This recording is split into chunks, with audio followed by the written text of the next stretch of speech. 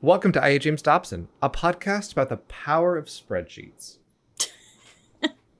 Uh-oh.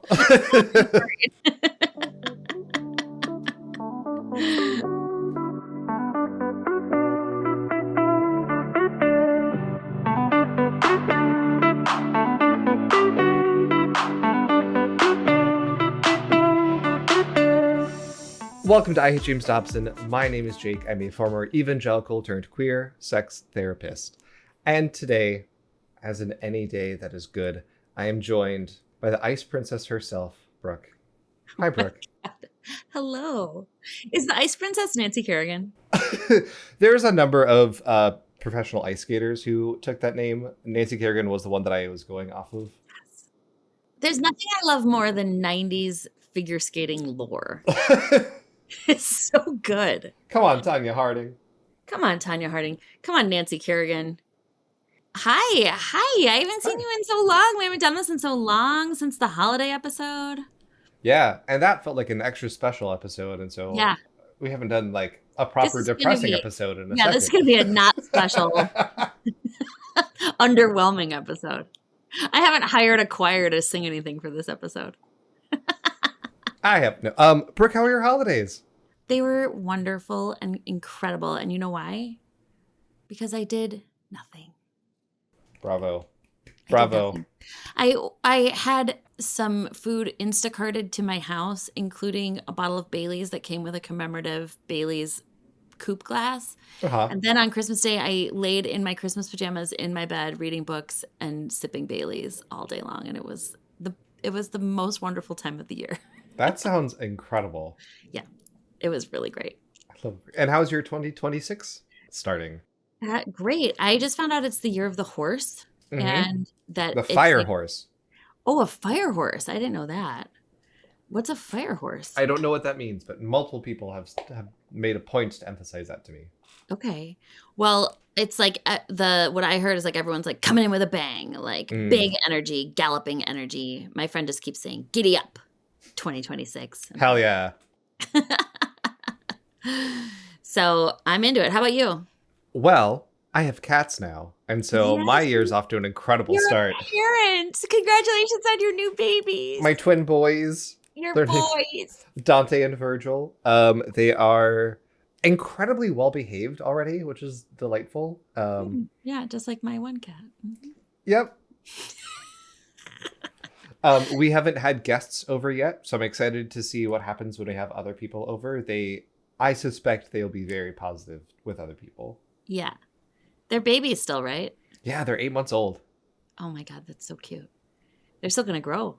They're big cats already, so yeah. I don't know how big they're going to get. They're going to get big.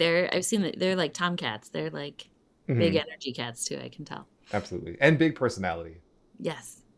Are they fixed? Yes. Yeah, okay. we went through for anyone who's in Chicago, we went through Paws and Claws, the shelter, and nothing but incredible things to say about them. They're awesome. Really responsive in their communication, really good about medical care. They said that they want to support the cat throughout the entire cat life. And so if we have any issues or questions, to keep them in the loop as things come up. Good. Yeah, it's a really, really good place. They're called Paws and Claws? Yes, it's in Evanston, technically. Nice. Oh, bougie cats. Yeah. You can't see Suburban cats. But we have a couple cat trees. I need another cat tree right here, right off screen. Listen, I love you so much, and I've seen some photos, and I don't know if you need another cat tree. We need a cat tree. You have 40 giant cat mansion trees. I've seen them. I want 4 cat trees. We have 2. Okay. Fig has a cardboard box and a basket full of old toys. Yeah, well, good. Welcome to cat parenting. You're gonna love it here. You're one of us now. I'm very excited. I have never had my own pet as an adult. It's always been like a family pet or like a roommate's cat or whatever. And so it is me and fiance. We are sharing these cats. They're our cats, but you're my cats. I'm so excited. That's so cute. Yay. That's so good. Brooke, yes. People are dying to know the year of the hot dog. It's in the past. We bid it farewell. We bid it adieu. We played taps. It was off into the good night. Yep. Adios, hot dogs. What is 2026? And kind of good riddance because I don't know, I can't remember if I talked about this, but my one friend and I who really started this all, we went for our farewell hot dog in 2025 and we got about 2 bites in and we were both like, okay, we're done. Like this is Yep. Yeah. And so hot dogs no more. Welcome to 2026. And you have to say it like this. Oh. The drum roll made the camera fall. Incredible. You have to pronounce it this way. That's why it's important. That's why it's this. 2026, Euro the Euro. Euro the Euro. Euro the Euro. And then in parentheses, and Greek food in general. Yeah. So we're going to eat Euros. We're going to go to Greek Fest. We're going to go to Greek Town. And this summer we're all having a big like chosen family festival dinner somewhere there. Nice. It's going to be great. You can have Euro salads. You can have Euros. You can have them made up in all kinds of different ways. It's going to be fun. Euro the Euro. And so it's YEAR apostrophe O the Euro. And it's going to be wonderful. And if you have never had a Euro, have one. And if you want to say hero, just don't say gyro. But I found out Euro means to turn. Oh, yeah, that makes sense because it's like on a spit. Mm-hmm. Yeah. What's the difference between a gyro and a doner kebab? Is it just the meat that's at play? Listen. We'll find out this year. That's what this year is for. And I'm probably not the one because this summer my friend and I passed a restaurant called My Doner. And I was like, what the fuck is that? And she's like, doner. Have you ever had doner? And I was like, what is everyone talking about? I had never heard of it. I'm 29 years old, and I had never in all my years heard of this. I can't believe it. Donor, don't even know her. Yes, everyone, 2026, Euro the Euro. Please enjoy. And we're not trying to have a Euro every month. We're having like several occasions of Euros. So it will not be quite as... the spirit of the Euro with us. We keep it in our hearts, not necessarily in our tummies. I got my friend a card that said Happy New Euro, which was pretty good. There's lots of good Euro puns. And everyone enjoy and report back to me what you've discovered with Euros. As far as I know, Jamie Loftus has yet to write a book about Euros. So breaking new ground. I'm just going to say again that I appreciated you buying me that book, but Jamie Loftus had a lot to say about Chicago and Chicago hot dogs. And I don't know about that. I had some feelings about that. Jamie Loftus, come on and talk about hot dogs. That'd be incredible. Yeah, they were specifically like, I do not want to debate this. I was like, you're going to debate this.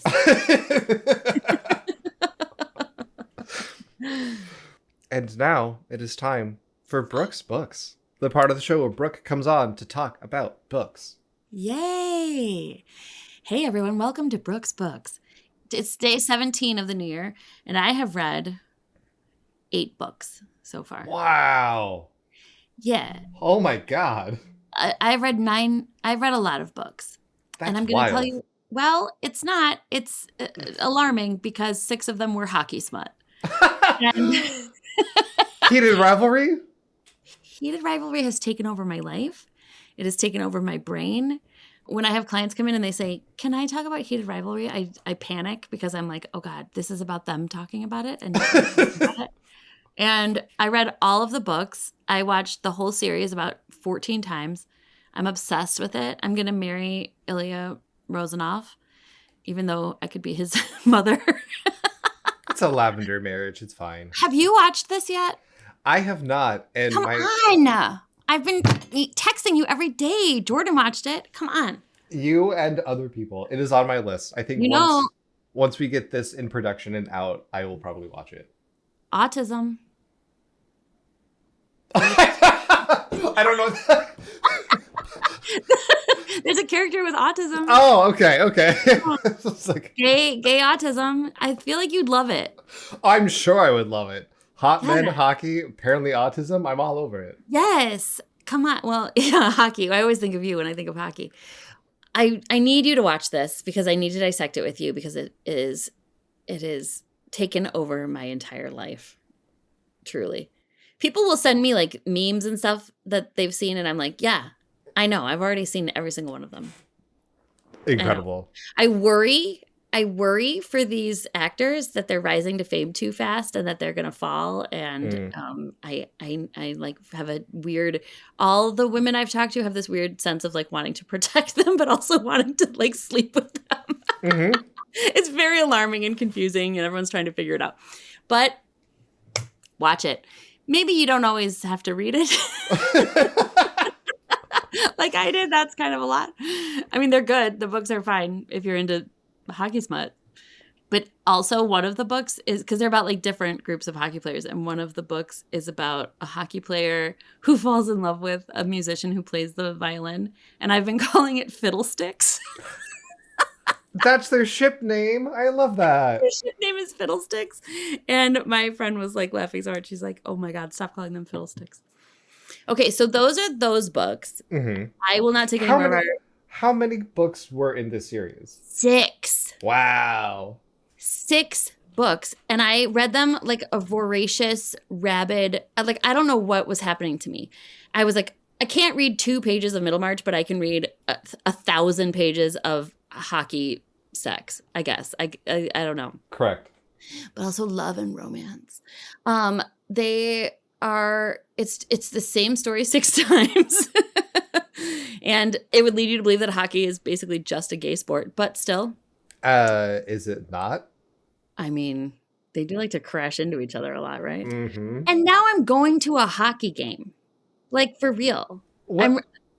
I'm not mad about it because I've been wanting to get into a sport for a while, like become a sport fan. And I haven't quite known how to do it because who cares? It's boring. But basically, I have a lot of loyalty to Wisconsin teams because that's where I grew up and all my dead relatives were into those teams. Mm-hmm. So I feel weird not being into those teams, but no one cared about hockey. So now I am like, I could be a Blackhawks fan if I wanted. You could? Yeah. So I've decided that's what I'm going to do. I've been learning about hockey. Incredible. Well, anyway, that's the main thing I've been reading. But here are some other real books. Look, everyone, readers, read them or don't. I don't care. But don't read them and be like, these aren't that good. Why did you like? Just let me have my hockey smut and smut counts as real books. Yeah, that's real books. But here's some other real books. I have been reading a book called, I'm almost done with it, and it's so good, and I've been dying to talk about it. My mom got it for me for Christmas. It's called Nothing to See Here by Kevin Wilson. And it is so weird and so funny. And it is the exact, and like sometimes really heartbreaking, but not too much.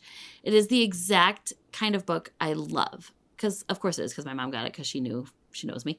It's so good. It's about this young woman who gets charged with becoming the nanny for 2 kids who can set themselves on fire without hurting themselves. It's very weird. Interesting. It's very interesting. It's very good. And it's a lot to do with like, it's kind of queer. It's a lot to do with like aging and parenting and class. And it's just good. And it's funny, which I appreciate. Mm-hmm.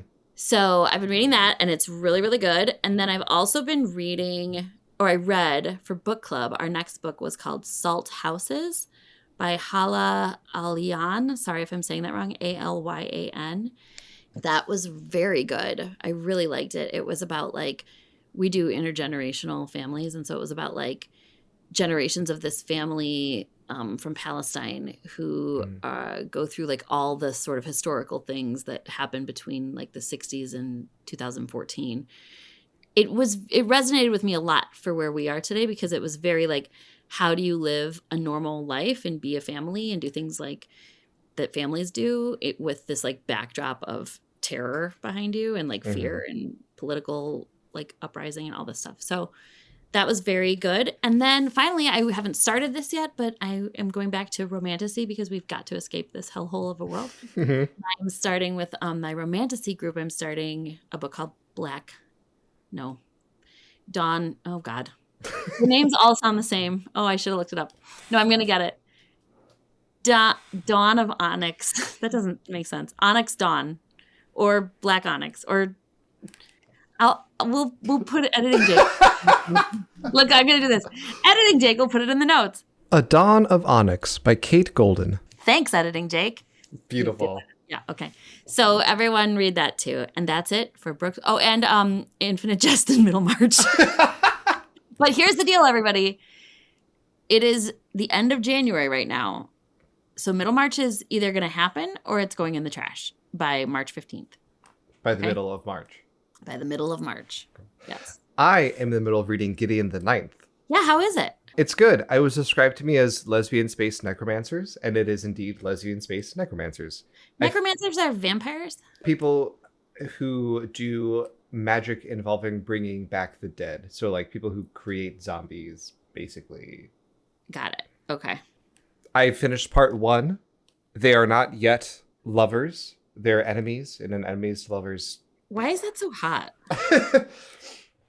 All these people are like confused. They're like, why are women so into heated rivalry? I'm like, because we don't care if it's a man and a woman. We care that it's like love and respect and romance and sex. Yeah. You know what I mean? And also, I saw this one woman that was like, also, we don't have to do any emotional labor or like worry about a woman in this story. Yeah. Like, or like the dynamics between them would be very different if one of them was a woman. So we're just like, let's go for it. So I want to read Gideon the Ninth too. I'm glad you're reading it. How many books of it are there? I believe there's 3. Oh, that's doable. I'm not used to reading for fun anymore. And so it's a whole different exercise for my brain to be like, oh, yeah, I don't have to like annotate this. I can just like vibe with it. I don't have to like learn how to apply this to clients. I know. Yeah, that's been Brooke's books and one book by Jake. Tune in next time to hear Brooke say, read books and read them if they're about hockey, especially, and they're a little smutty, but also full of love and romance and tenderness. And also intergenerational families and Palestinians, and also children setting themselves on fire, and also the middle of March. Holy March. Middle of March. Middle March. There it is. Oh, God. Tone shift. Let's get depressing. Brooke, no. Our last few episodes have been very sweet. We celebrated secular Christmas with our friends. I talked about healing with my parents. I listened to that several times. First of all, I do not hate your parents. I would love to meet your parents and Tyler. And thank you for the shout out, Tyler. That was so sweet. And next time they're here, we are going to like make that happen for real. But as far as the recording goes, I thought it was beautiful and powerful and interesting to hear all of it. And I was very happy to hear like their perspective. And that's not one we've had on the podcast before necessarily. And I think it was great. Yeah. Mm-hmm. I don't think I've seen anything like it anywhere. Like that weird space of what it means to have that kind of relationship. I have not seen represented anywhere else. And so right. I'm very proud of it. I also feel so in it in a way that I don't with most episodes that I'm like, I don't know if this is good. I don't know if this is useful. Other people tell me what you think. I don't know. It's out there. I thought it was great. I was very, like, I listened to it several times. I was very moved by a lot of it. I thought it was, like, interesting to hear. Like, we hear a lot about you and your background from you. I thought it was interesting to hear a little bit from them. Yeah. During this really sweet time, I even took a break from Dobson stuff. I, didn't read any Dobson stuff. I didn't look at the website, didn't watch anything. It was just a whole mental break from Dobson. Incredible. At the end of our secular Christmas episode, I think it was off air, Brooke, you told me something along the lines of, I'm too Gen X to stay this sweet. We have to get dark again. Yeah. Well, wait, what it really was you you texted me something that was like, thank you for doing all of that. I feel special. And I think I wrote something like, you're welcome, but I'm Gen X. So next time I see you, I'm going to have to pull your hair. Well, emotionally, Brooke, your wish is granted. Great. Today, we're diving back into the world of Dobson videos because books suck. Yeah. Our subject today came out in 1993. Ugh. At this point, Dobson had already started his radio show, founded Focus on the Family. He had served in the Reagan administration, and I don't know if you know this, at this point, he had already interviewed Ted Bundy. Who? He interviewed Ted Bundy? It's crazy. He doesn't talk about it ever. Oh my God. Brooke, what were the early 90s like? Talk to me about the vibe in 1993. Well, Jake, back in 1993, I was 13. I was living in Ohio randomly. I don't know if I've ever You would be the target audience for this video. Oh, really? Yeah. I was doing a little stint in Ohio for a few years there with my parents. It was an interesting time. It was colorful and there was a lot of new music and stuff on the scene. It was like you could feel it was a little bit of like a changing time. Mm-hmm. But I wasn't really tapped in politically because I was still kind of like a younger kid at that point. Sure. Yeah, 13. Mm-hmm. What was the cultural view around sex like at this point from your recollection? Yeah, I wouldn't say like puritanical. Uh-huh. I would say, honestly though, I would say with like MTV and music and some other stuff that like sex was a little more like it was becoming a little more available than it had before in terms of like consumption, right? Mm-hmm. And so, I just remember like people being scandalized by like Madonna doing like a virgin, right? Mm-hmm. And those kind of things. So it was like, it was starting to get louder. By today's standards, it was so wholesome and like not anything. But I guess by the standards of like the 70s and 80s, certainly the 50s and 60s, it was pretty wild. And so for people who were Dobson's age and older, it might have been pretty shocking to see things like Madonna and cone bras and a lot of music about sex coming out, right? Mm-hmm. And I don't know. That's kind of what I remember. That is a perfect segue because our video today is a piece of media. It's more of a film than a movie, more of a masterpiece than cheaply made propaganda, more of a shit than a fart, if you will. Well, am I going to know what this is? I don't think so. Okay. Maybe. I'd be shocked you did. Readers and Brooke, I present to you Sex, Lies, and ... the Truth. That is wild. Sex, Lies, and the Truth? Yes. Oh my God. There was a play that came out probably around this same year called Sex. What was it called? I'm going to look it up. Sex, Drugs, and something else. I wonder if this is based on, like, if it's a play on that. There's also a podcast now called Sex, Lies, and the Truth that I think is about, like, Ancestry.com being like, oh, you have siblings you didn't know about, or your dad's not really your dad. So This is not that. So not the most important part. I hate this title. Yeah. The punctuation drives me wild. So there's a lot of it. There's a lot of punctuation and it's all wrong. Yep. Sex, comma, lies, no comma, ampersand, and ... the truth. With, ellipses, the truth. So no Oxford comma. The ... feels unnecessary. What are we doing here? There's also a lot of like font and different sized letters and different colored words and like it's very busy. Yes, it is very busy. The back, so this is a VHS tape. The back of this VHS box says, in part, Sex, Lies, and ... the Truth is an entertaining and powerful 30-minute video revealing the harsh truths about sex in the 90s. Young viewers come face to face with the realities of unwanted pregnancies, STD, and AIDS. They meet kids just like themselves who gambled everything for a moment's fling, and those who lost it to a deadly disease. Waiting isn't a sign of weakness. They prove the real winners in life are those who practice self-control and can face the future without guilt, worry, or regret. I have a question. Well, no, this isn't a good question for you because you grew up in this. I have a question for everyone else. Uh-huh. Everyone else who's listening who did not grow up like in this culture or very religious. Were you ever talking this much about sex with anyone ever? Like, I wasn't even talking about sex this much with like my own friends privately. Like, the amount of sex stuff that is aimed at teenagers from Focus on the Family would make me so horny if I were a teenager. It truly is the don't think about a pink elephant effect. Yeah.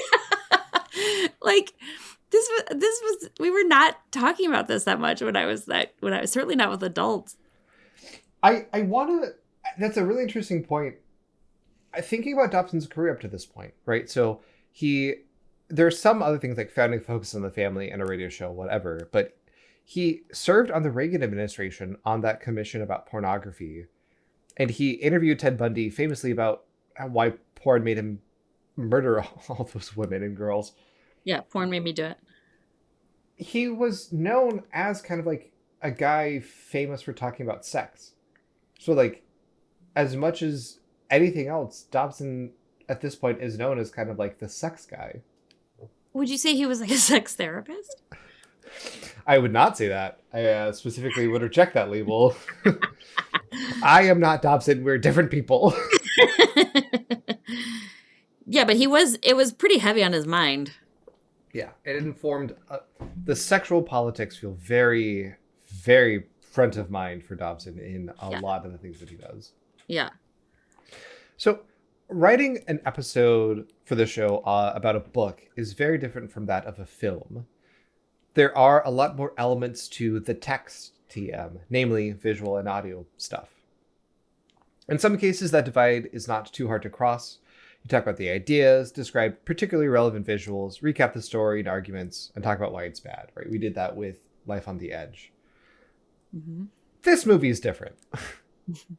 Life on the Edge was mostly just Dobson lecturing a room full of young people and also his son, and that was videotaped and kind of given as is. This film is much less centrally focused. I thought you said sensually. Oh, it's very... I would not say it's sensual at all. It's very sexual, though. Is there going to be acting out of scenes in this? I don't think there's any acting out in this. Okay. The nicest way to describe this movie is that it is a patchwork of everyday people and experts chiming in on what you should know about sex. That's the, like, super sanitized, poured a couple buckets of bleach on it. In reality, this is an overstimulating mess that moves so fast you don't have time to notice the holes along the way. It beats you over the head with disorienting effects and seemingly contextless clips in rapid succession. It feels like TikTok before TikTok to me. Mm-hmm. Just an endless barrage of tangentially connected scenes. Much like the title itself. Yes! With all the punctuation and font. Mm-hmm. Brooke, the average shot in this piece of art house cinema is 7 seconds. Oh my God. It is said that the average shot of a Marvel movie is 2 to 4 seconds for similar reason. Let's overstimulate your brain so you don't really absorb or grapple with anything. You're just kind of helplessly along for the ride. Did you know that the Eras Tour was also designed that way? Really? It would change every 13 or 15 seconds or something, yeah. Which is why people were having like amnesia at the end of it. That's so interesting. Mm-hmm. It was modeled after TikTok. Hey, Jake, you ask. Knowing the average shot length is kind of specific. How did you figure that out? I was just about to honestly ask you that. And then I laugh, starting with humorous condescension before falling into despair as I grapple with the hours of my life that have been stolen by this man and how I'm nothing but the worse for it. But then I pull myself together and say, Brooke, I made a spreadsheet. Brooke, here's that spreadsheet.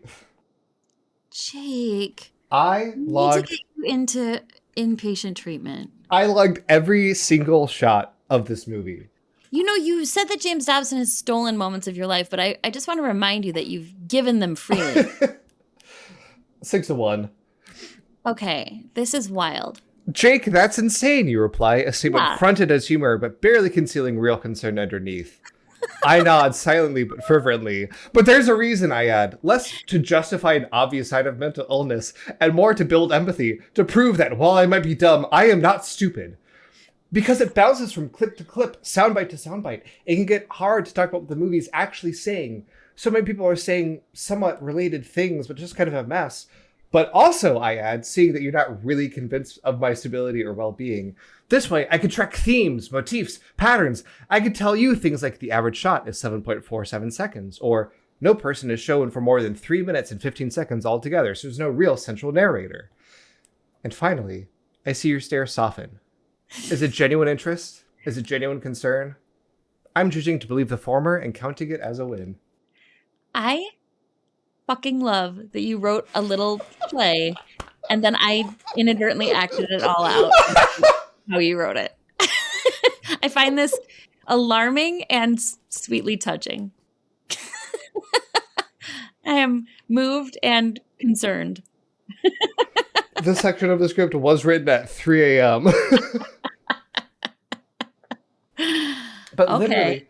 literally, I have the time that the scene starts, how long it is, how I've described it, quotes from it, and what it means for the movie. And as you get down, I've literally transcribed this entire film, scene, shot by shot, scene by scene. My God, Jake. All of that to say, this movie is mostly operating on the level of vibes instead of rational logic, on pathos and ethos instead of logos, if I wanted to sound fancy and smart. So what are the vibes? The vibes are weird, the vibes are bad. It starts with this extended visual metaphor of a carnival. Brooke, I'm going to have us watch the opening scene and we'll figure out how to describe it afterwards. Okay.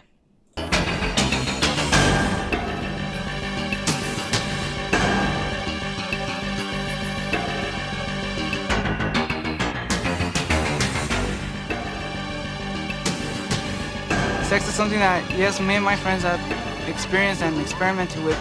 I want to have sex. I'm not gonna be interested in that person. I'm just like attracted to their body or stuff. Most everybody in high school is having sex before they're married.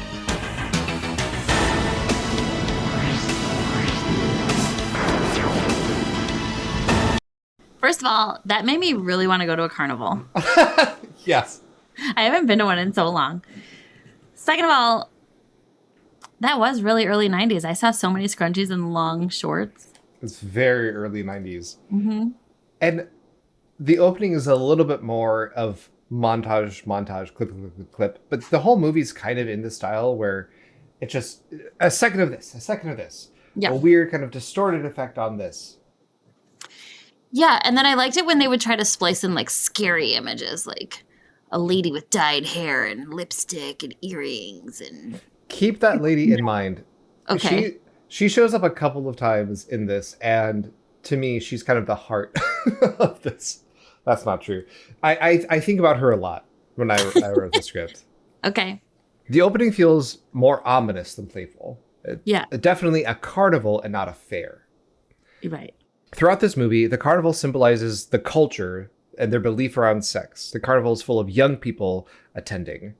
It seems like a game. There's so much information around you that it's hard to take it all in.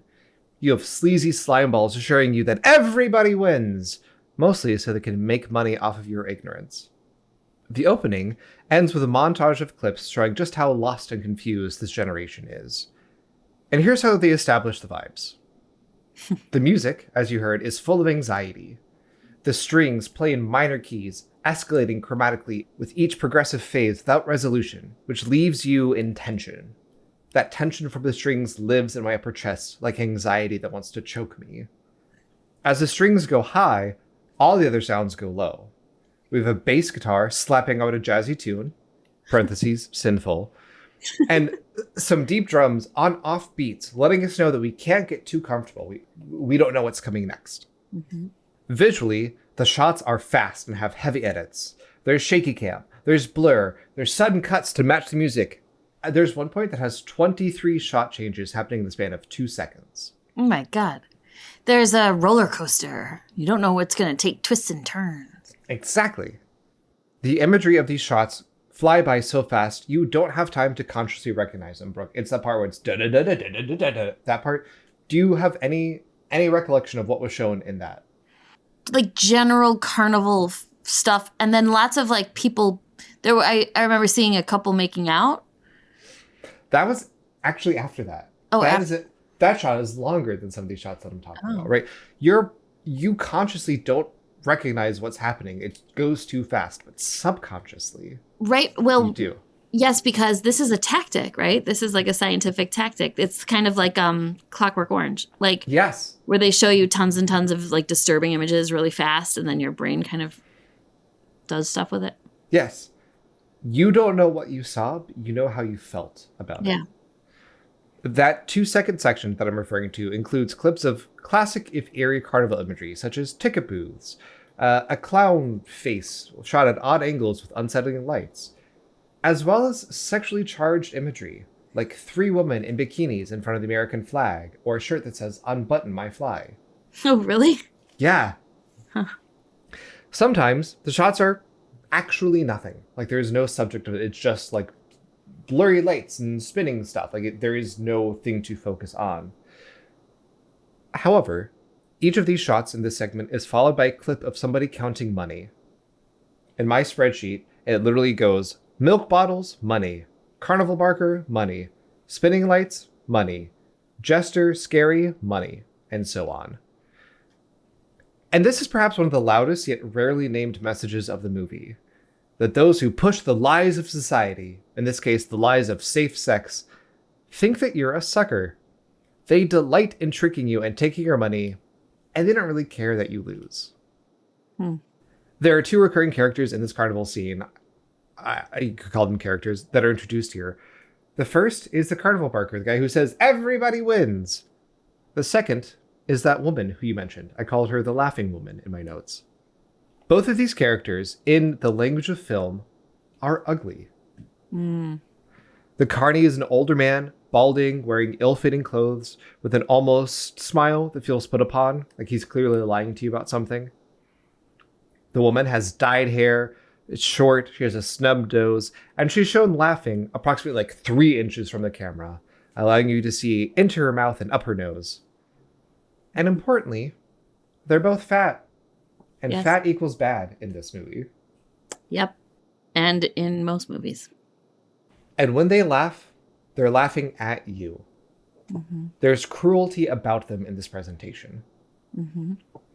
At the end of the section, the title card drops. And once again, I just have to mention, awfully named movie. For as much as James Dobson created a media and an empire, the specifics of branding is best left to other people. My God. And then, after all of this, we get our first clip that is longer than 10 seconds. You know, I think it's real easy sometimes to look at life like it's just this great ride, or it's just this awesome game and you're out to have as much fun as you can. You see so much and hear so much about sex almost everywhere you go. Okay, wait a minute. That was Kirk Cameron. I should not have been surprised. But this is 1993. He was married then? That was his wife? He had been married for 1 year at this point. Wow, I didn't realize that happened right on the heels of Growing Pains. Okay. This movie, I left this out in the description because I wanted to have this reveal. This movie's advertised big as like, Kirk Cameron is in this. And on the back of the VHS tape, it says like, Kirk Cameron and Chelsea Noble talk about these things. It centers on Kirk Cameron. We'll talk about how much Kirk Cameron is actually in this film or not. I like that they were just labeled as husband and wife. Yeah. The title cards for people is also very interesting to me. Yes. So the movie does not lay it out this way, but I've established a 3-act structure. Act 1 of this movie establishes that, our culture sure has some pretty wacky ideas about sex, huh? It features clips of kids of various ages, including a guy who would absolutely live on Reddit nowadays, the edgelord himself, complete with dumb little Neo from the Matrix glasses. If I go out with somebody, it's not like, you know, I'm not gonna be interested in that person. I'm just like attracted to their body or stuff. And that's what I want right now. This is an 8-second clip. Again, I cannot emphasize how disorienting this movie is. It goes from this to another clip of people talking, to another clip of people talking, and then back to him, but not about this sentence. And the kids in Act 1 talk about a couple things, how prevalent sex is, and also how little we talk about abstinence as a culture. Condoms and stuff. I hear more about safe sex and abstinence. What does abstinence mean? I'm not sure what abstinence means. I'm not sure what It's something that comes up, but it's something that I never bother to find out the meaning. Is it something about sex? Abstinence. I'm not clear on that word yet. Is that like a nun? No, abstinence is not being taught at all on this campus, or I'm pretty sure I would have heard of it. I want to go home, and I am home. So I think that I know you have stuff to say about this, but I think that there's this weird idea that, like, abstinence is taught in sex education. Like, it is part of safe sex. Like, Yes. the safest form of sex, or the safest way to not get a STI or an STD is to abstain from sex. I was taught that. It's just that we weren't taught exclusively abstinence. This is such a good point, and I had it later on, but abstinence as a tactic versus abstinence as an ideology. Right. Is what you're getting at. Right. Teaching, I agree. In all of my atheistic, secular, liberal, leftist, whatever, I'm a certified sex, whatever. Yeah, you talk about abstinence as part of sex education. That the best way to not get pregnant, the best way to not get an STI is to not have sex. Right. The issue is that it's not abstinence only sex education. It's the ideology piece that's at play here. But this weird idea that the education is like, go do it, kids. Here's some condoms. It's like that's not at all what... I mean, I went to public school. It's not at all how it was, even in the 90s. Mm-hmm. Definitely wasn't how it was when I was in public school either. Like, yeah. We'll get into it more. Yeah. So after the introduction, there's 5 minutes of just 8-second clip, 10-second clip, 7-second clip of kids just breaking your heart from how much they've been lied to. After short clip after short clip, we find our voice of reason. Our narrator, if such a thing existed, this is the person who is shown the most throughout this. A guy named Miles McPherson. Miles McPherson, MM, flip it around, Wicked Witch.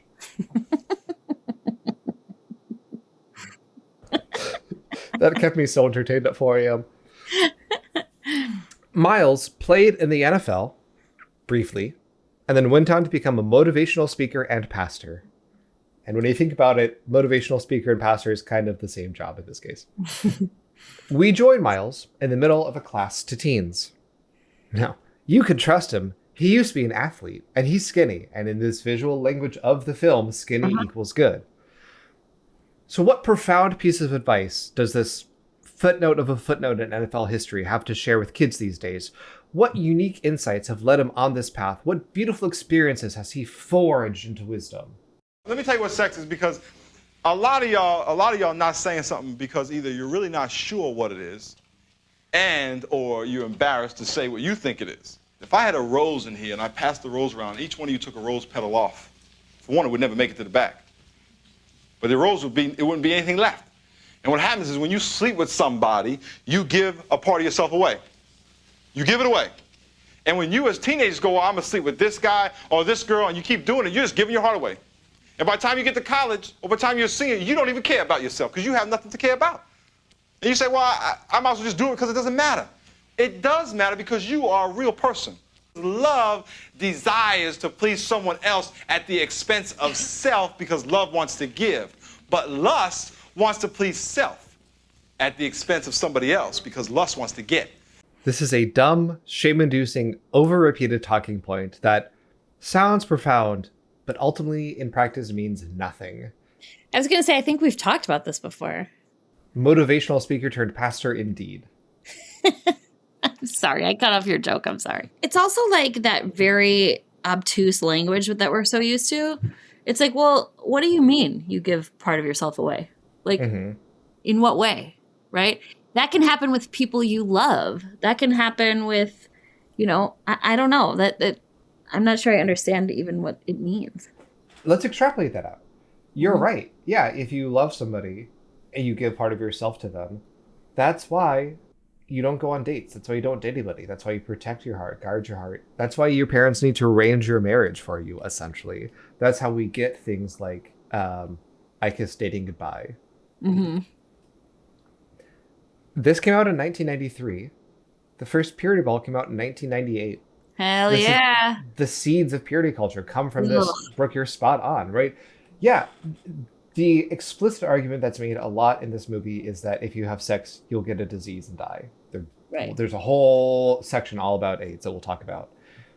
That's not really their argument. That's what they're saying. Their argument is don't have sex because disease. But you could talk about ways to prevent disease. We'll talk about condoms, testing, IUDs, whatever.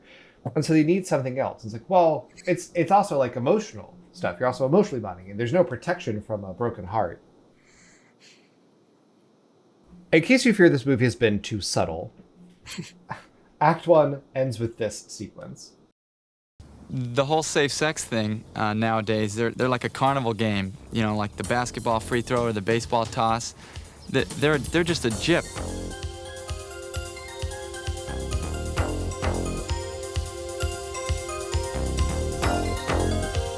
They're just a jip. The games aren't very much fun when you lose. What? So, I have so many things to say about this. One, the guy who opens that clip, his shirt is stupid and I hate it and it's ugly.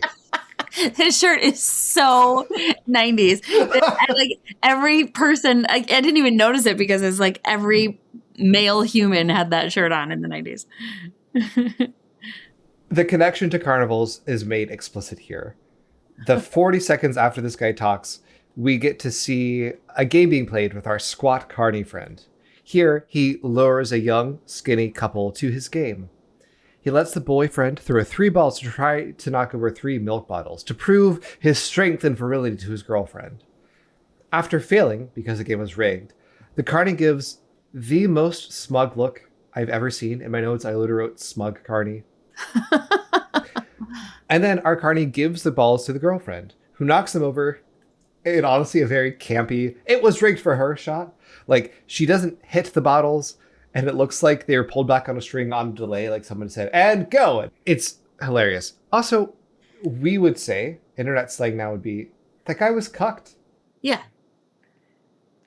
Also, everyone knows a girl wouldn't be able to knock down 3 bottles. Exactly. Not what her big, strong boyfriend could. Yeah, that's ridiculous. Yeah. And the little cherry on top, it ends with a slur. Mm-hmm. Not only is it not very 2026 of them, it reinforces this idea. The cultural assumptions around the Romani people is that they are conniving, they're underhanded, they want to take from you, they're playing tricks on you, and that is how they're trying to portray the culture around sex. They know they're lying, and they don't care, and they want to hurt you and want to make a fool out of you. Mm-hmm. I am in shock sometimes about the language, especially I think in the 90s. More than ever. I said all that stuff, right? You wouldn't have ever even thought twice about it. You heard it everywhere, right? And then it took a while to be like, wait, what are we saying? Why are we saying this? Yeah. Act 2 of this movie, as I've divided it at least, is all about disease. And oh boy, do they go really heavy on the suffering piece. Here's our good pal, MM, introducing it. So how can you be safe? My brother said a condom. Let me tell you something about a condom. I got a condom right here. We're not talking about babies, even though that's going to happen. We're not talking about abortion, even though that happens. We're talking about dying. We're talking about pain. We're talking about suffering. We're talking about your whole life ending in a terrible way. Pain, suffering, your whole life ending in a terrible way. Immediately after this, we have this clip. Some people say, well, if you just use a condom, you'll be protected from sickness and death. Well, that's a false sense of security for this reason. Condoms fail 15% of the time when attempting to prevent pregnancy, although a woman can only get pregnant a few days a month. But you can contract a disease 31 days a month. How high do you think the condom failure rate is in preventing diseases that you can get 365 days a year? I want to pause. There's more to this clip. First of all, what an ugly sweater. What a fucking sweater. Second of all, if you make me ever listen to Dobby say condom that many times in a row again, I'm going to quit this podcast. Welcome to the rest of this episode. That was horrifying. Also, that was some real evangelical math. Okay, back to Dobson. See, just one slippage, one breakage, one failure to wear the thing properly, and you're nailed. I would also like to get nailed. I think that's kind of the point. I can't hear him say slippage and nailed. This teen lingo is going to kill me. Right now, according to the United States Centers for Disease Control, 43 million Americans have an incurable sexually transmitted virus. They'll suffer from it for the rest of their lives, and some are going to die of it. That's 1 in 5, and the number is rising every year. They want you to know that getting an STD is one of the worst experiences you can have as a person. They languish in this. There's a seeming sense of delight from this part of the movie. It's also the longest part of the movie, clocking in at 11 minutes and 47 seconds, because again, I made a spreadsheet. If you try to use actual logic to combat what this movie is saying, this movie will take any chance to smack you back down. This is illustrated by our man, MM, against a guy who I've lovingly named Guy 3. I think his name is Memo. He says Memo at one point in this clip. Okay, do you think you could be safe using a condom? Yeah. You do? Still? I mean, even though you told me that, I prefer having a condom than nothing. Okay, let me ask you, Memo. You believe that there's always a risk with a condom? Yes. You believe that you have a risk of getting a girl pregnant? Yeah. You believe you have a risk of getting over 20 venereal diseases? Yes. And yet you think an orgasm is worth that risk? No, but you can have a test and test the girl first. Oh, so you're gonna go test the girl? Yes. So the girl got tested, you got tested, she's a virgin, you're a virgin, right? Or let's say you were. I am. And you sleep with her. Oh, God. Okay? You're still not gonna get her pregnant. Oh, yeah, I am. Oh, you're still gonna get her pregnant? I mean, I'm not. But geez, she might. Let me ask you a question, Memo. Is it worth the risk? No. Again, anytime you try to like make an actual argument, this guy is clearly the stand-in for this guy's the stand-in for me, essentially. But like, actually, his line of thought is really smart. Yeah, if you're going to have sex, I would rather that you use a condom than nothing. That significantly reduces your risk of these things. Yeah, a great way to increase your own sense of protection, especially around STIs, is for the person you're having sex with and for you to go get tested. It's not 100% effective. Correct. That is true. But again, anytime you try to bring logic, this movie bats you back down like a cat with a cat toy. I can't imagine why that analogy is top of my head. It is not foolish to acknowledge condoms reduce the risk that you get pregnancies and STIs, even while acknowledging they're not 100% effective. Don't bully my boy Memo. I don't know. I feel very protective of Memo. He put himself out there. Yeah, he put himself out there. He's making sense. And also, if I were a 16-year-old girl, I would have been all about Memo. Unlike those 45-year-olds sitting behind him. Yeah, what is with this guy's mustache? I know. Yeah. While this movie portrays the carnival and their metaphor, the world more broadly, as cruel and mocking, it's this movie that actually takes a decidedly derisive tone toward you dopes who think condoms will save you. We're back to some carnival imagery here. Oh, great. Do you know there's not one orgasm in this world that's worth dying for?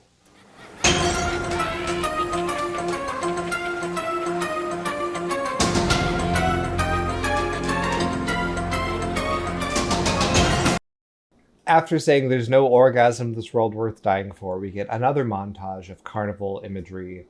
3 shots in a row of ugly people, our Carney, the woman, and a clown doll, shot at such close range, laughing at you as to inspire feelings of disgust. And then we see a couple enter a ride called the Tunnel of Horrors as the doors close ominously behind them. In the 50s and 60s, there was always the Tunnel of Love, right? Mm-hmm. And it was a ride like that, but you would go through it and it was the makeout ride, right? Yeah. And so I think they're actually trying to conjure that up and then make you feel scared of it. Absolutely. Mm-hmm. What this movie is saying through the music, through the imagery, through the juxtaposition of these clips, is that if you are dumb enough to think that an orgasm is worth dying for, enjoy the Tunnel of Horrors, you slut.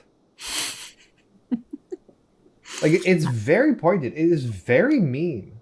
Yeah, it is. The whole carnival imagery, it's like, what does this even have to do with anything? And you're right. There's a lot of, it's like Disney villain style. Like, you know how all Disney villains are either like fat or dark or short or gay, right? Yeah, they're never, there's no like white blonde Disney villain, right? Yeah. So, yeah, they're conjuring up with like scary faces. I mean, it's just silly. The imagery is so simplistic because it moves so fast, so your brain can recognize what it is based on your preconceived notions of what is good and what is bad. They're really playing into those ideas. And then immediately after this, we have our longest continuous sequence of the movie. We meet an unnamed, very nice, rather sad looking elderly lady.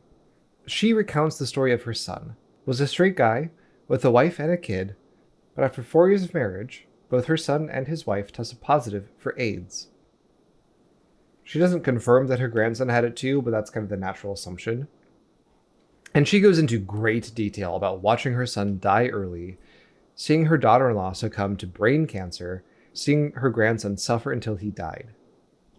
At the very end, a title card informs us that the grandson died after this interview was filmed. This is very sad.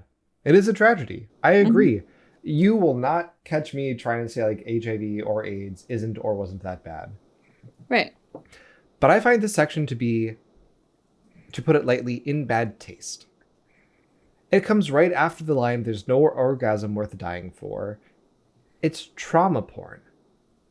I particularly object when they describe some of the medical procedures that the grandson went through, and then show pictures of the son dying and the grandson's medical procedures. Mm. They talk about an NG tube and a G tube, which are two medical things that you need if you are having trouble getting enough caloric intake. They kind of languish on these shots. They're one of the longer shots of the movie, of seeing this kid having tubes in his nose and stuff coming out of his stomach. You are supposed to feel bad for them, sure, but they wanted to show scary pictures of kids getting medical treatments. You're supposed to feel more pity than compassion. It's supposed to feel alien rather than human. It's shock for the sake of shock. And again, this is the longest sequence in this entire film. And to do that about a kid, especially a dead kid, is so tasteless and cruel. It's disrespectful. It's shameful. This story ends with this woman's plea. If you possibly can abstain, do not have sex before marriage. I say this because I know what it means if you should get AIDS. I've gone through all the horrors, all the worst things that I could ever imagine. It isn't worth it. A few moments of pleasure and a lifetime of regret. And those just aren't empty words. I'm not mad at this woman. I have a little bit of suspicion about how accurate anything this film portrays is, but assuming that what she said, and I have no reason to believe that what she said is inaccurate, that's awful. To see three people who you love so dearly, parts of you, die so tragically. Yeah, of course you'd say that. But it feels very exploitative for this film that's haha carnival, haha Kirk Cameron, to include this. In the language of the film, when shots are so rapid, when things feel so kind of ungrounded and moving so fast, this is one of the first places you get to take a breath. And it's this tragedy. Yeah. It's just so disjointed. There's so much going on in this movie. And you know, I feel like religion really capitalized on this idea during the AIDS crisis of like, sex will kill you, right? Yes. And like, yeah, but it was more, it's like sex will kill you and it's the gay's fault. Yes. Right? And it's like, it's not exactly what this, it was more complicated. Gay people are not mentioned once in this, which I guess is good because I wouldn't want James Dobson to talk about gay people because that makes me upset every time. But the implicit homophobia is really loud. Mm-hmm. In this section, in Act 2, we also hear from a man named Dennis. Dennis is currently dying of AIDS. It is my assumption that he's a gay man. It's not confirmed that way or not, I suppose, but he's interviewed in a hospital bed. He talks about his regrets, his depression, his grappling with a death sentence. It is really hard to watch just on its own, but as a part of this piece of shit movie, it feels like my heart is ripped out of my chest, both in sorrow and in anger. We're not going to watch all of Dennis's segments. There's not that many of them, but this is how it ends. Knowing that I'm not going to live to see the fulfillment of the hopes and the dreams that I've had is pretty hard to take. There's a lot of times that I wake up and I cry in the middle of the night. You know, I wake up crying, and there's a lot of times that I just cry even during the day, knowing that I'm just gonna die, and I'm gonna die a pretty painful and horrible death.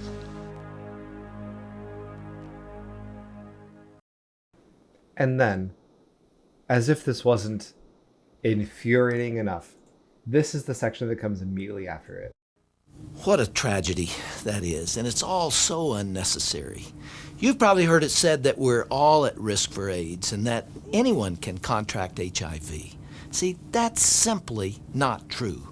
There's an effort out there today to make it appear that everyone is equally likely to come down with this disease. But there are certain behaviors that spread HIV, primarily vaginal and anal intercourse and the sharing of dirty needles and drug abuse. Now, if you avoid those behaviors and you remain sexually abstinent before marriage, and then you marry an uninfected person and you stay faithful for life, you can reduce the risk of AIDS to almost zero. You see, abstinence, which is a choice, it's a choice to refrain from sexual activity, is in fact the only truly protected sex. Now you made me listen to him say vaginal and anal. Mm-hmm. What a weird transition. It immediately goes from what I presume is a gay man dying of AIDS into Dobson saying, this is all so unnecessary. Not the most important point. You can also get HIV from oral sex. It's interesting that he doesn't mention that. I don't know why. I don't know what that says. I haven't been able to figure that out. Again, not the point. From what he's saying, he's also wrong. Anyone can contract HIV. Mm-hmm. You can reduce your risk. For sure, there are steps, abstinence being one of them. But we all could get it. There's no, natural immunity to this thing. Dobson, for instance, doesn't mention kids who get HIV because their mothers are HIV positive. That's not a choice the kid can make because it kind of ruins their narrative. He mentions choice multiple times. He's not the only person that does this. What they're saying by emphasizing this idea of choice is that the whores, the homosexuals, and the heroin addicts kind of deserve it. They made the wrong choice, and this is the consequence. Also, that video of that man talking about dying, that would never get used to, raise awareness about HIV. That's what I'm saying. Or, support or general education. It's being exploited and used specifically for this one weird purpose. And it's okay, if you're so invested, Dobson, in reducing or eliminating the spread of HIV, then go be an activist. Brooke, I am right there with you. I will try to contain my rage for this, even while this is the fourth time that I've seen this. How fucking dare you, Dobson? Mm-hmm. I mentioned before, as a part of a group of drag performers called the Sisters of Perpetual Indulgence. They're a drag activism group. I love them very dearly. Any sisters out there, I love you, I respect you. The sisters were formed because people would not want to be around people dying of AIDS. And so people who are dying these really painful deaths were also then dying alone in hospitals. No one would want to even touch them, being in the same room of them. And so the sisters, dressed up as nuns, brought cheer and light and joy and silliness because literally no one else would. Yeah. Dobson wouldn't. He just wants to exploit their pain to control people, to scare people. But as soon as there's an actual human cost associated with it, he doesn't care about the actual people. The really strong implicit message is they kind of deserve it.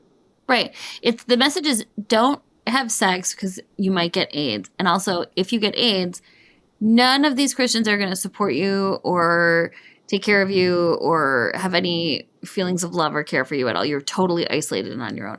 This is the same fundamentalist hypocrisy that exists in abortion, where it's we want you to have this baby, and also we want to provide no resources for this baby once it's born, right? Yes. So it's oh, okay, or for you. We don't want welfare. We don't want this or that, right? If that's what somebody needs. Or we don't want to have support. Just this pro-birth, right? Just don't get AIDS. And if you do, you're on your own.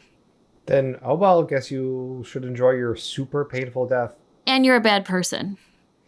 I didn't include a clip of this. There's a person who's shown in this who's identified as a sex education expert who, I looked her up.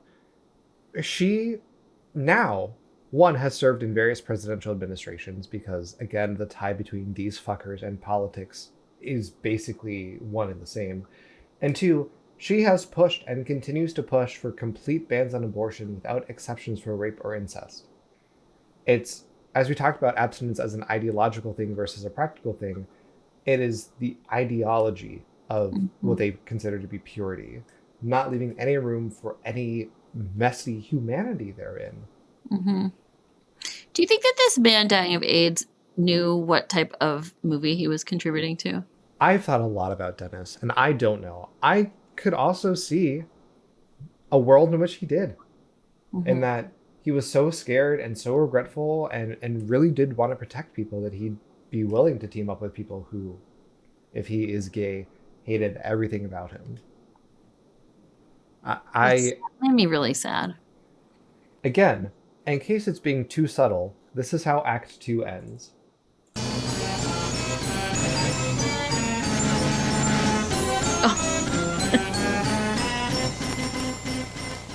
We start with a view of the carnival, kind of at a distance, and then we zoom back out. We pan out to see a graveyard.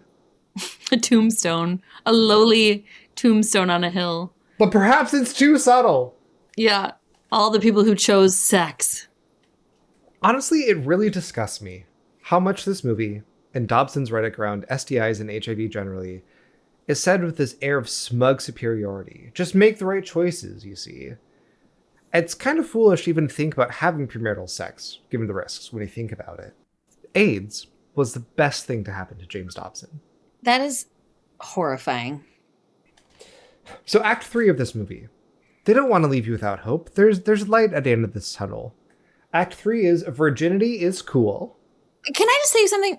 Yeah. You know, it's like there's not a James Dobson video about how you shouldn't ride motorcycles. You know what I mean? Like, there's so much activity in life that is risky or high risk, or you have to be careful, or you have to be thoughtful, right?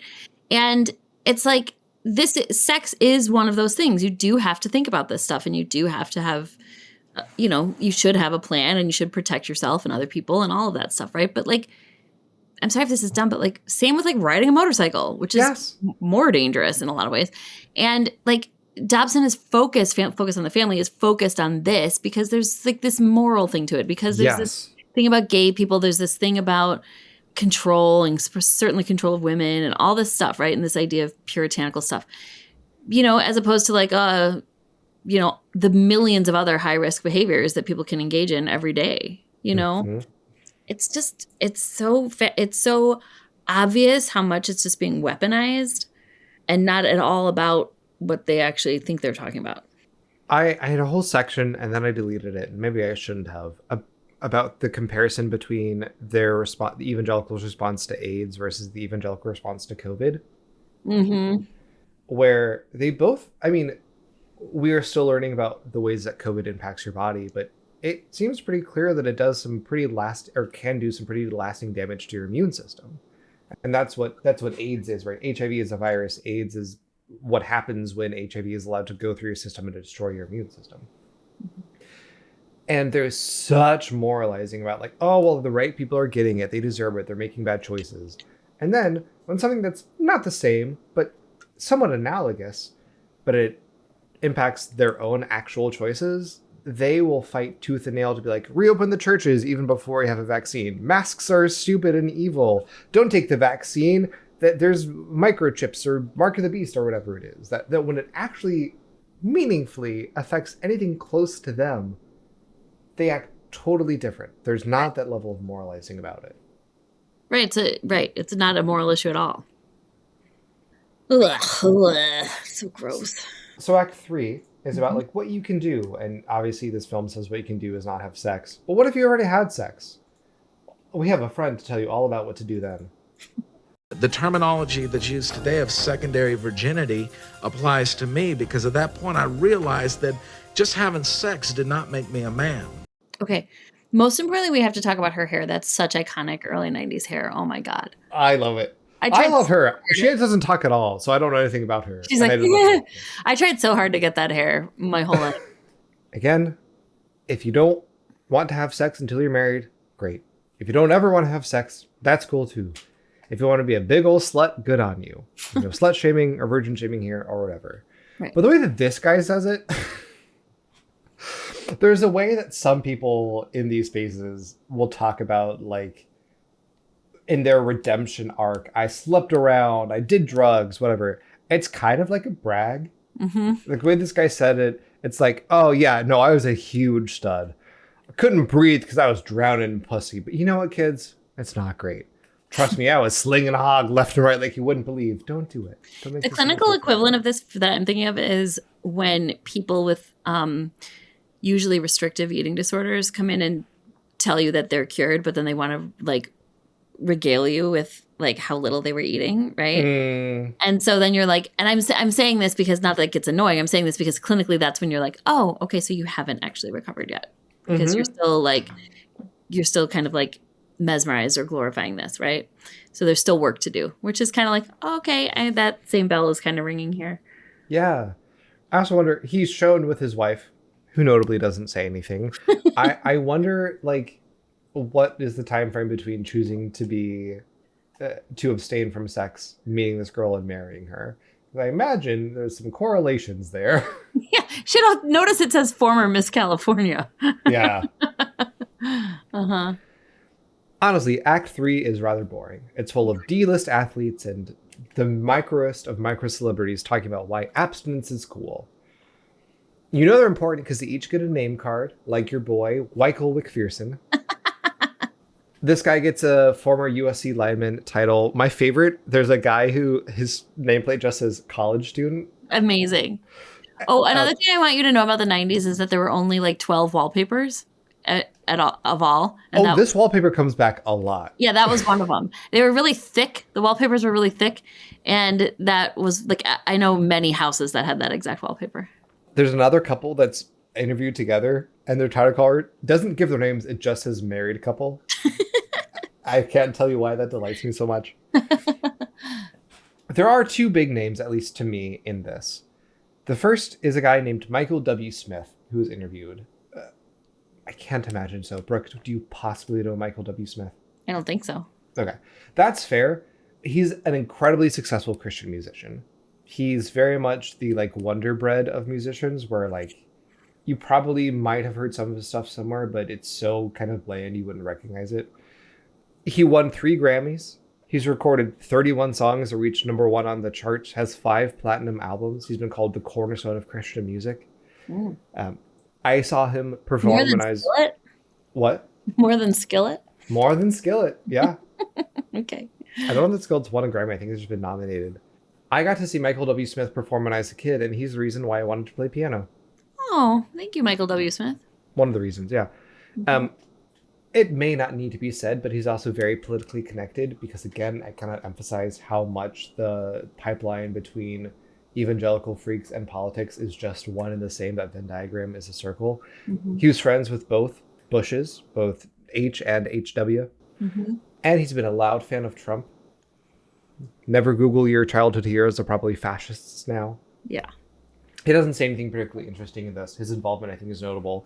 The other big name, though, is a band called DC Talk.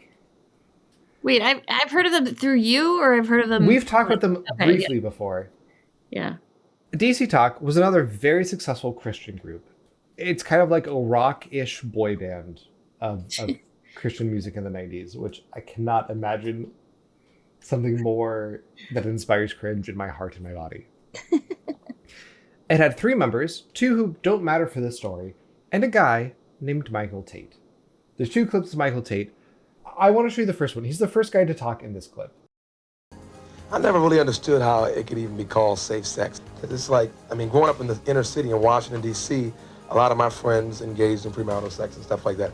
And they have, even now, kids all over the city. And it's like, you know, after so-called safe sex. Exactly. How many of my friends have miserable lives right now? They didn't get to pursue their dreams.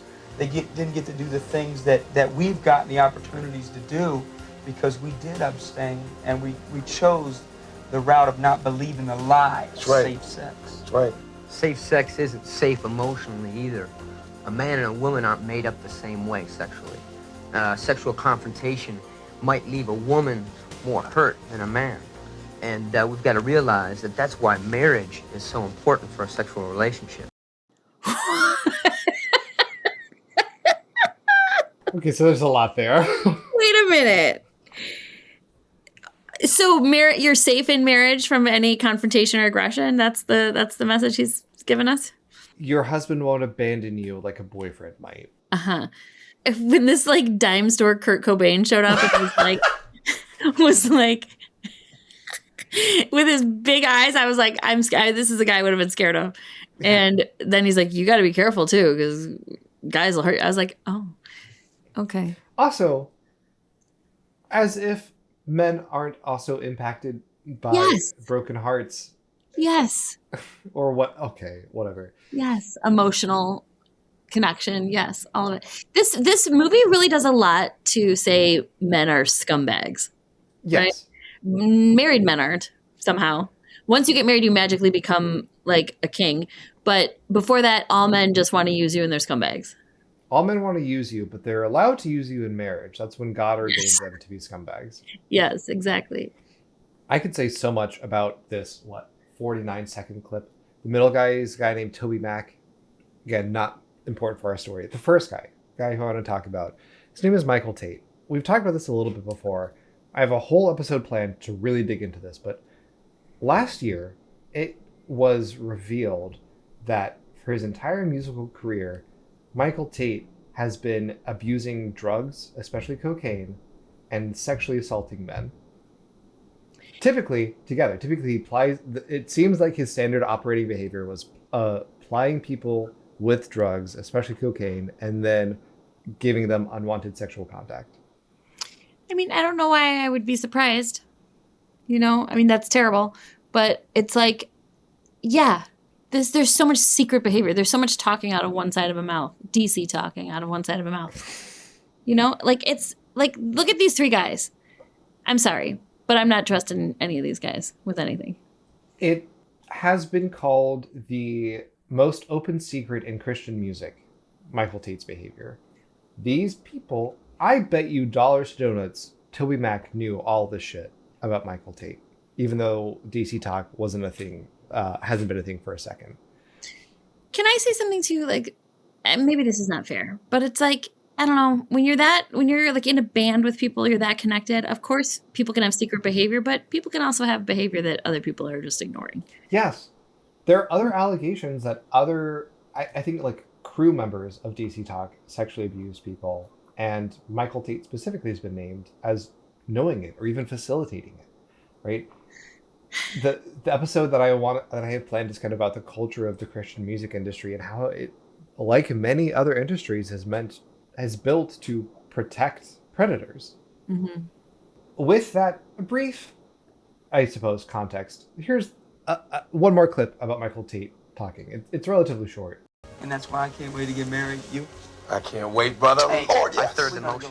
There's something about the like unbridled horniness of his "oh yes" that like, with this context, is so upsetting to me. It's all just creepy. Not that it would make a huge difference, but I do think it's important to note Michael Tate never married. I think that's clear. This guy, you can tell this guy, I feel like I know so much about this guy that sounds... I don't know who the fuck this guy is. I agree. I know who this guy is just from how he looks and how he talks. I don't know. I don't know who he is. I know a lot about the other two people. I don't know this guy. What's his name? I want to find out about him. Kevin Max. Kevin Max. Yeah. I don't know what he's up to nowadays, and I don't care. We're at the end of this movie. Thank God. Thank God. This is how this movie ends. There's more to sex than just, the pleasure and the fun, because when you have sex with somebody, you're giving yourself to them. You're giving something to them you can't get back no matter how much you want it back. And I think you should just save it for somebody you really care about who cares about you and that you can trust with what you're giving them, because you're never going to be able to get it back. And who's the one and only person that could be? I guess your husband. And that is the kind of love and sex that is fun and exciting and lasts a lifetime. It all comes down to each individual making the right choice.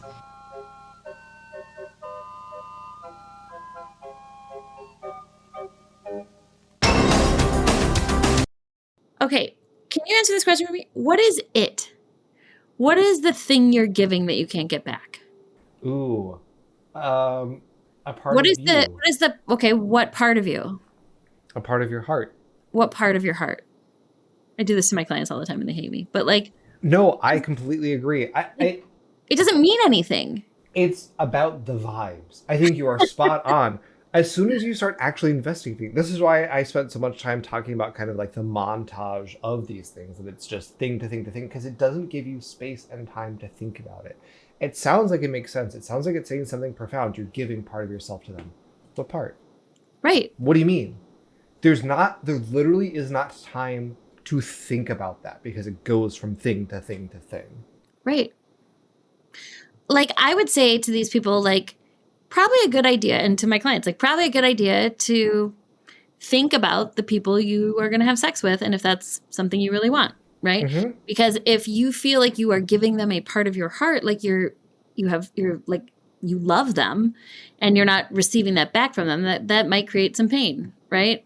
Mm-hmm. But like if you want sex because you just like them and it sounds fun and that's what they're signed up for too, then what is the part of yourself that you're giving up? Love is not a finite resource. Right. Right. I'm thinking about even in the most like evangelical perspective. You're married to a person for 50 years and then they die tragically of cancer. And then you're left for the last 20 years of your life and you find someone new. It's not that you love them less. Right. It's not that, right, because you loved someone for all this time and built such a life with them that somehow this love you found for this new person is diminished. It's just a different thing. It's just a different, you gave your heart to this person for so long. Sure, you are still a whole person. That's right. I mean, I think that's what I'm thinking is like, this seems, even though they're talking to men and women, it just seems like it's a lot about women. And it's this idea of like giving yourself, right? Like that whole thing. It's like, that's not necessarily how women view sex, like giving part of myself. Like, I mean, it could be, and that's fine, but like, this idea that you are this object and that pieces of you flake off every time you have sex is so demeaning. Yes. If you choose to abstain from sex, either from the start or you have sex and you choose to abstain moving forward, great. If you feel good about it, I love that for you. I really object to the idea of virginity, though, and idea of like quote unquote secondary virginity, because your worth is not defined by how many people you've had sex with or not. And there's this like weird thing culturally, patriarchally, that like if you do not take your wife's virginity, somehow that means your relationship is less. Somehow that means that you are less, or you are robbed of something was stolen from you. I'm just that's so gross to me. Yeah, I've been watching this woman actually on social media. I'm gonna have to get her name. I think she wrote a book called Don't Date Assholes or something. She's Canadian. And it's interesting the feedback to her. Like men say she's like a cult leader and women are like, this woman's incredible, right? But she has the same thing. She's like, get on this live and debate with me about why I think body count doesn't matter, right? Mm-hmm. And she's like, you can't say I feel, I think, most people think. Like she's like, you can only use science and facts, right? Mm-hmm. And she just like trounces everybody, which is incredible. But it's the same idea. Like, right. It doesn't matter. And you're not necessarily giving parts of yourself. And then that's pretty messed up then when you have to take into account a lot of things that specifically, not only, but specifically women have to take into account. Like, then what does it mean if you're assaulted or raped? What does it mean if, someone takes it from you, right? Mm-hmm. Are you then still less of yourself? Like, what does it mean? Right? Mm-hmm. The idea of it. What is it? In the closing shot that we watched, you can hear carnival music. Mm-hmm. Actually, before that, let me rewind. This woman I call this the final exam. She's telling our good friend Michael McPherson what he wants to hear. He gives this super like, listen to her kind of look. Mm-hmm. I hate him. And then it goes into Kirk Cameron and his wife, and the carnival is closing. The lights are being turned off, paper is drifting by in the wind to emphasize how empty and desolate it is. Sure, the culture has made it try to seem like sex is fun, everybody wins. And they've been successful for a time, but if you and your friends make the right choices, we can send them packing. That's what this movie is conveying here. I am petty, and it's a very petty point. And I cannot, literally, I have pages of like handwritten notes on top of this. I wrote down all the time Kirk Cameron comes on screen. Kirk Cameron has 4 lines in this movie for a total of 56 seconds. Oh my God. He does not even speak for a full minute in this, despite how advertised he is. Chelsea, his wife, speaks more than he does. She speaks for 69 seconds. Nice. There's a total of 140 seconds of Chelsea content where she's on screen, even if she's not talking. It is rather small and petty, and I am rather small and petty. But when they're trying to say like, the culture does a bait and switch, it feels like this movie does a bait and switch. Like, Kirk Cameron's not really in it. Also, when you pull out the actual lines that he says, he kind of doesn't say anything. No. Like, she gives these really meaningful sound bites like, the game's not fun when you lose. He does not give good sound bites. And I think that's why he's not in it very much. No. You know, I'm going to research this some more for when we do our Kirk Cameron specific episode. And we will. Good. Because, you know, he's famous for being Mike Seaver on Growing Pains. And I don't know, did you ever watch that show? No. Okay, that character is like a womanizer, right? And he's like a notorious, like, he's like a slut, right? He's like the original himbo, you know? And fine, he converted to all of this after the show. I get it. But he still is capitalizing on the fame from that show to do all of this. And even when I was trying to get you a cameo from Kirk Cameron, it was like, or if you want me to like, if you grew up on Growing Pains and you want me to do something from Mike Seaver, and it's like, well, which is it? Right? Like, it's so bizarre. The contrast is what he's playing into here, right? Oh, he plays such a womanizer on screen, but really he's a good godly man. Mm-hmm. So what was this movie? What was this movie? It was scary, right? The way they lingered on people dying or dead, the anxious music, the freaky clowns.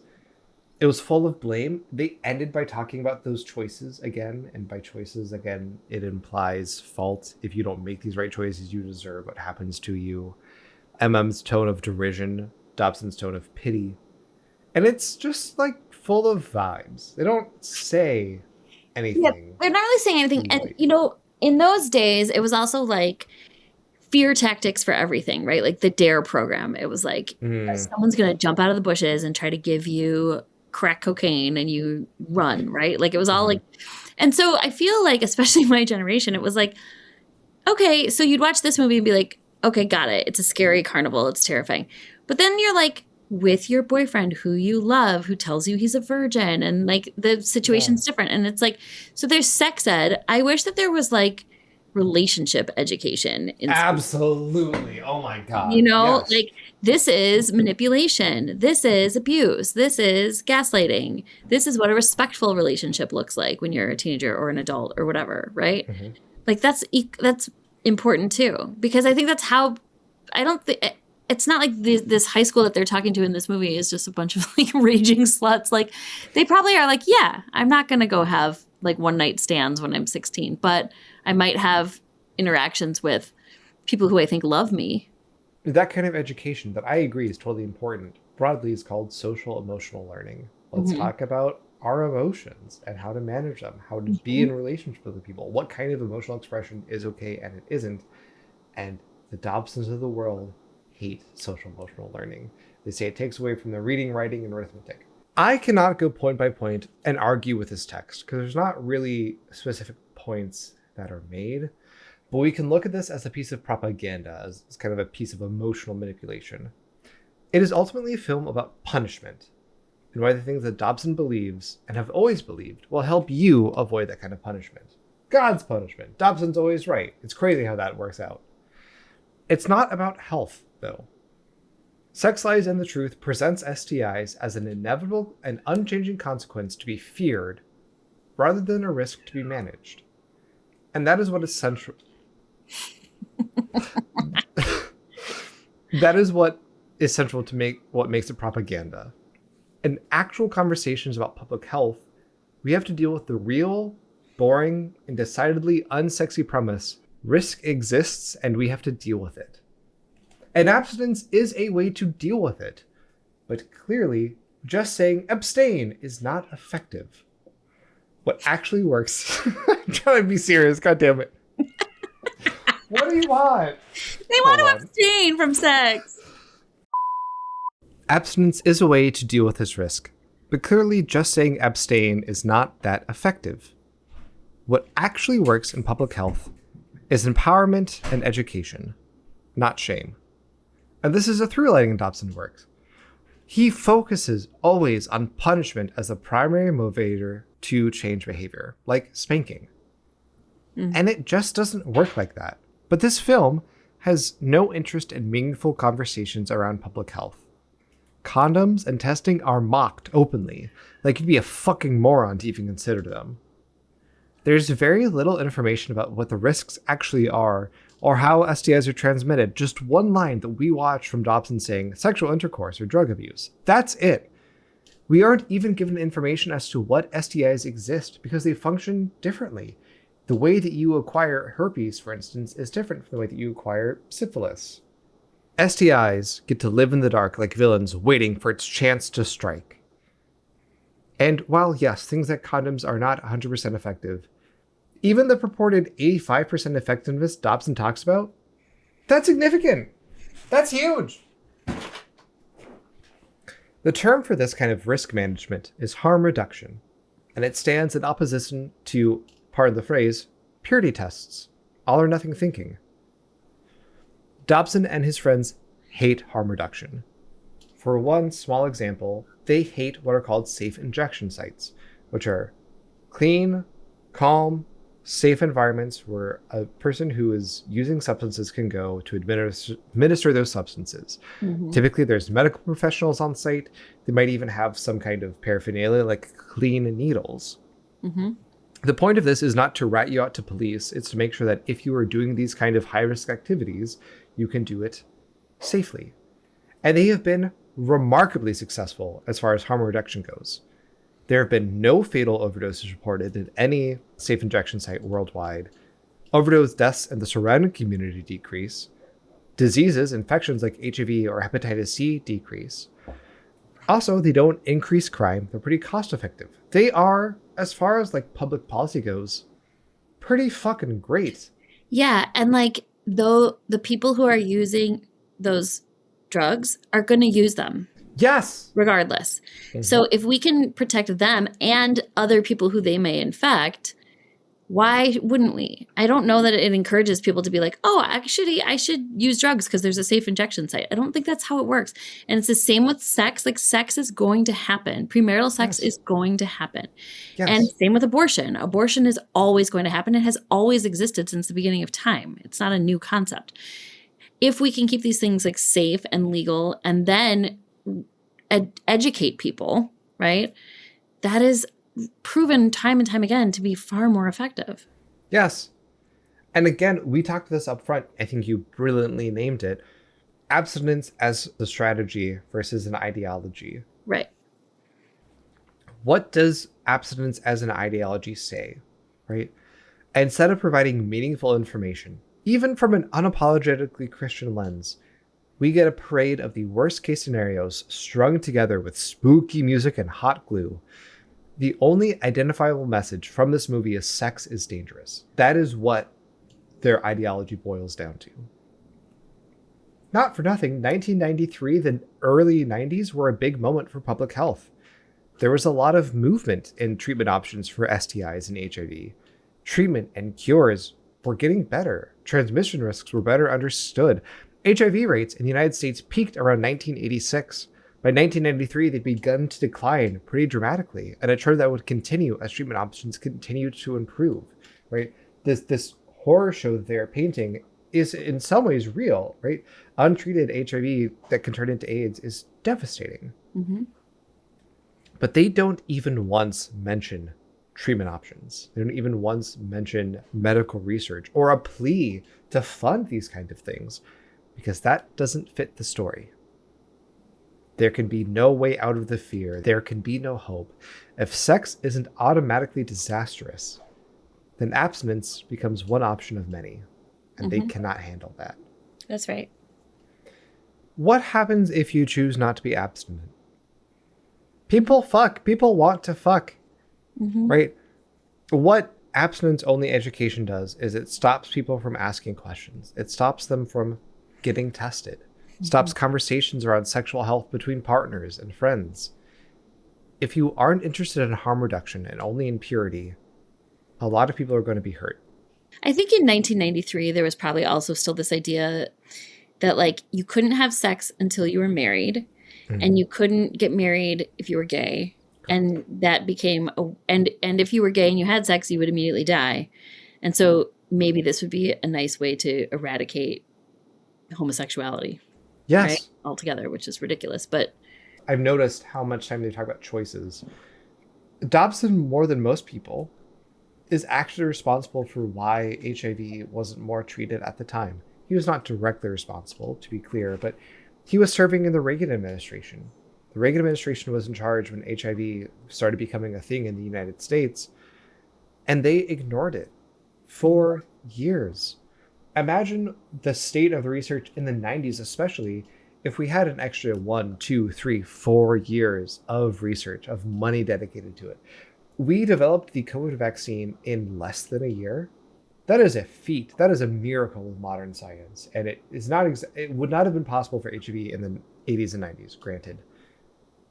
But imagine how much better it would have been in 1993 if in 1983 the CDC was throwing money at it in the same way. Right? And the reason that they didn't is because Dobson and people like Dobson were happy that the right people were dying. It was homosexuals, it was whores, and it was addicts. Gross. Getting an STI is not a moral failing. Being a slut isn't a bad thing, and no one deserves HIV. The purpose of this video isn't to inform, it's to scare. And as we've talked about many times before, fear is a great way to control people.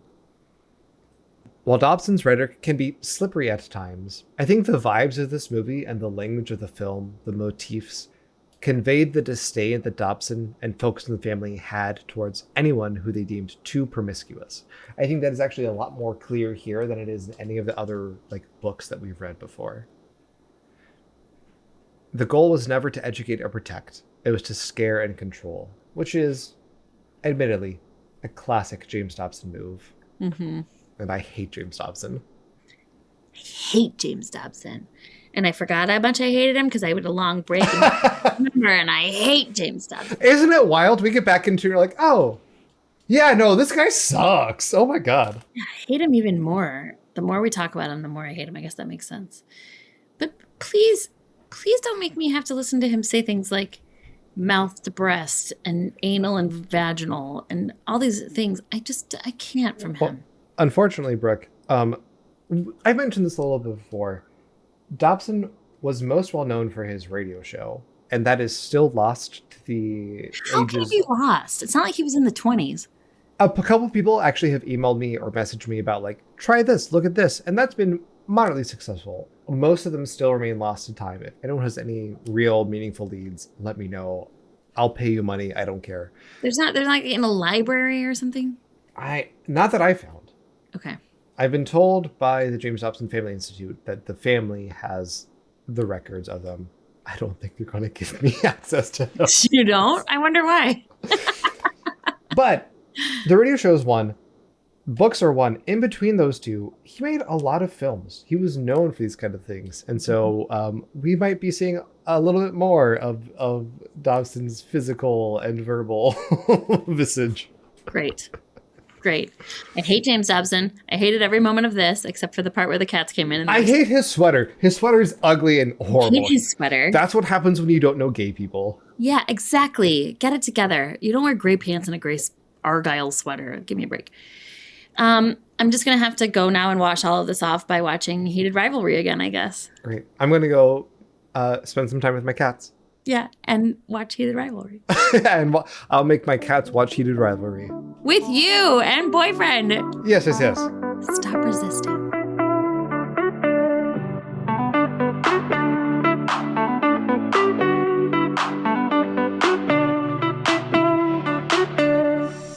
I Hate James Dobson is Labor of Love, written, recorded, edited, and produced by me, Jake.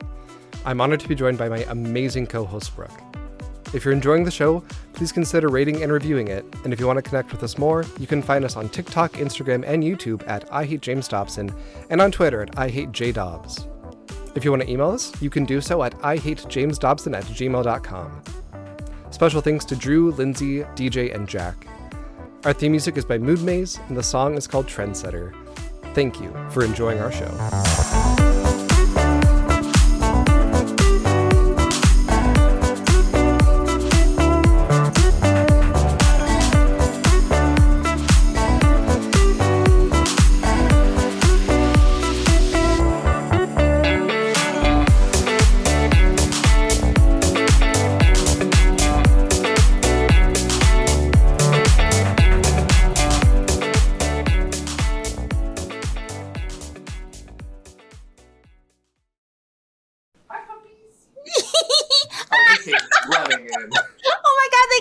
Together. Oh my god. Okay. Hold on. Dante, come here. So this is Dante. A precious angel. Oh my god, he's so cute. He's a snuggle slut. Hi, Dante. Oh. Hi, boyfriend. Hello, boyfriend.